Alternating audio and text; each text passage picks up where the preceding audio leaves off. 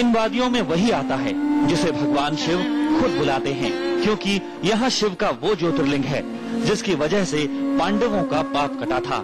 कहने के लिए महाभारत था तो एक धर्म युद्ध, लेकिन इस युद्ध में पांडव भी बहुत हद तक धर्म पर कायम नहीं रह सके थे और पाप से मुक्ति के लिए आए थे वो इस ज्योतिर्लिंग के दर्शन करने। कथा बड़ी अजीब है।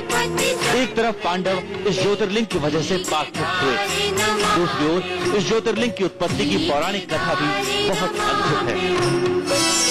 ब्रह्म मुरारी सुराचितलिंगम निर्मल भासित शोभितलिंगम जन्मज दुःख विनाशकलिंगम तत्प्रणमामि सदा शिवलिंगम।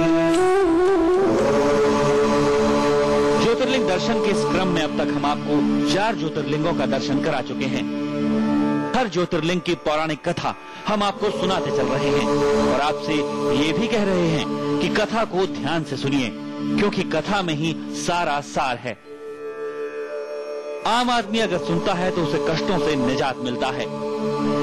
एक योगी उसे सुनता है तो उसके लिए सिद्धि का रास्ता आसान होता है, क्योंकि शिव आदमी के लिए वरदान का जरिया है, लेकिन योगी के लिए आखिरी लक्ष्य।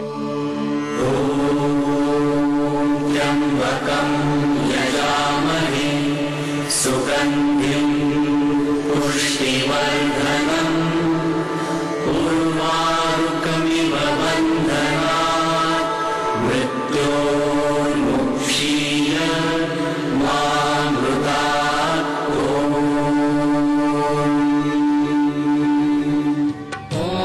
ये कथा शिव के उस ज्योतिर्लिंग की है जिसे केदारेश्वर ज्योतिर्लिंग कहते हैं। तो आइए चलते हैं एक ऐसे ज्योतिर्लिंग के दर्शन के लिए जिसके बारे में कहा जाता है कि अगर कोई शिव के इस ज्योतिर्लिंग के मार्ग में किसी वजह से मौत का शिकार हो जाता है तो उसके लिए भी मोक्ष का रास्ता खुल जाता है। देवमुनि प्रवरार्चितलिंगम कामदहन करुणाकरलिंगम रावणदत्त विनाशकलिंगम तत्प्रणमामि सदा शिवलिंगम।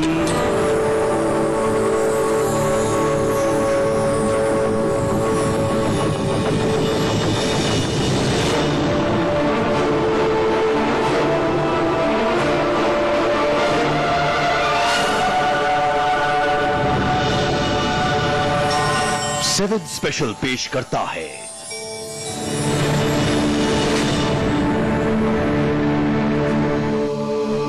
नमस्कार। इस कार्यक्रम के पिछले हिस्सों में आप 4 ज्योतिर्लिंगों के रहस्य देख चुके हैं। आज बारी है एक ऐसे ज्योतिर्लिंग के रहस्य की जिसके दर्शन मात्र से ही पांडव पाप मुक्त हो गए थे। शिव का 5वां सबसे महत्वपूर्ण ज्योतिर्लिंग है केदारेश्वर महादेव का। शिव पुराण के हिसाब से ये ज्योतिर्लिंग मुक्ति का सबसे सरल मार्ग है। तो आइए देखते हैं इस 5वें ज्योतिर्लिंग का रहस्य। पूजावसान समये दशवक्त्र गीतम् यशम्भुपूजनमिदं पठति प्रदोषे तस्य स्थिरां रथगजेन्द्रतुरङ्गयुक्तां लक्ष्मीं सदैव सुमुखीं प्रददाति शम्भुः लक्ष्मीं सदैव सुमुखीं प्रददाति शम्भुः। सब मिल बोलो। शिव पुराण में कहा गया है कि जो जातक केदारेश्वर ज्योतिर्लिंग के दर्शन करते उनकी मुक्ति का रास्ता पूरी तरह से साफ हो जाता है, क्योंकि ये वही ज्योतिर्लिंग है जिसके दर्शन के बाद पांडव अपने पाप से मुक्त हुए थे। आप इस ज्योतिर्लिंग की उत्पत्ति की कथा बहुत तन्मयता से सुनिए। मन में कोई विचार हो तो उसे संकल्प का रूप दीजिए और देखिए इस कथा के कुछ दिनों बाद आपकी दशा पर कितना फर्क पड़ता है।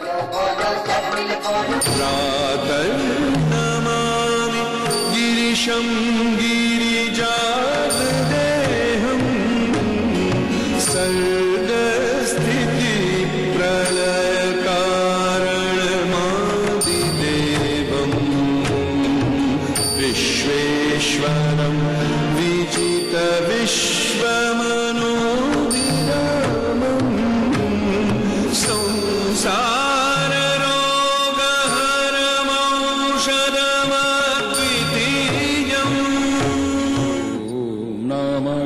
दो तरह की पौराणिक बातें हैं इस ज्योतिर्लिंग को लेकर।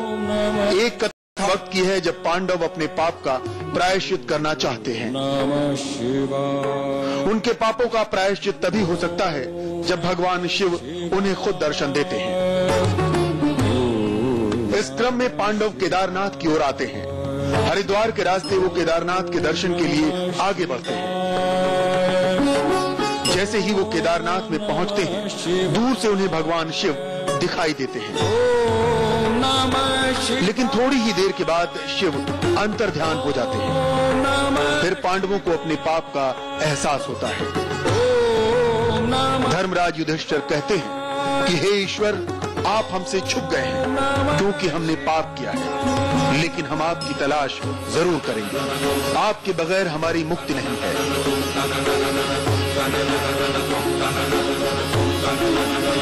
केदारनाथ में एक जगह है गुप्त काशी। कहते हैं कि उस जगह का नाम गुप्त काशी इसलिए पड़ा कि पांडवों को देखकर भगवान शिव वहीं छुप गए थे। गुप्त काशी से भगवान शिव की तलाश करते करते पांडव गौरी कुंड तक आते हैं। लेकिन यहाँ एक बड़ी विचित्र बात होती है। पांडवों में से नकुल और सहदेव को दूर एक सांड दिखाई देता है। भीम अपनी गदा से उस सांड को मारने दौड़ते हैं, लेकिन वो उनकी पकड़ में नहीं आता। भीम उसके पीछे दौड़ते हैं और एक जगह सांड बर्फ में अपने सिर को घुसा देता है। भीम पूंछ पकड़कर खींचते हैं, लेकिन सांड अपने सिर का विस्तार करता है। सिर का विस्तार इतना बड़ा होता है कि वो नेपाल के पशुपतिनाथ तक पहुंचता है। यहाँ जानने लायक रहस्य ये है कि पशुपतिनाथ भी 12 ज्योतिर्लिंगों में से एक है।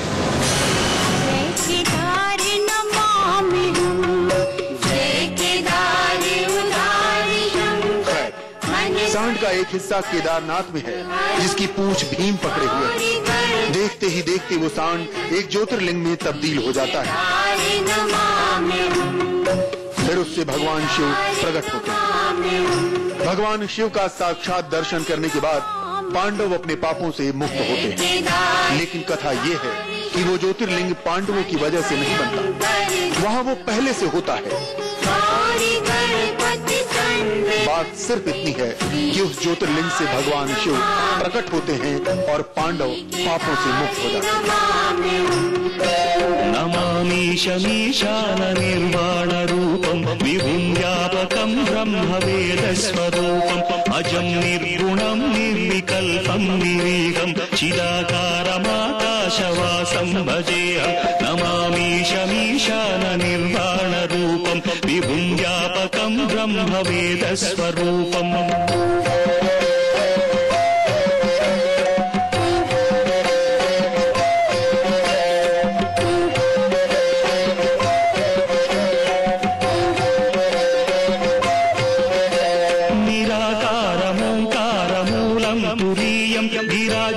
गिराज्ञानगोतीतमीशं गिरीशं कराळं महाकालकालं कृपालं गुणागार संसार सारं नतोऽहम्। पांडव शिव का दर्शन करके पाप मुक्त तो हो गए, लेकिन शिव के साथ उनकी ये लड़ाई उनके पश्चाताप की वजह भी बन गई। फिर क्या हुआ, देखेंगे एक छोटे से ब्रेक के बाद।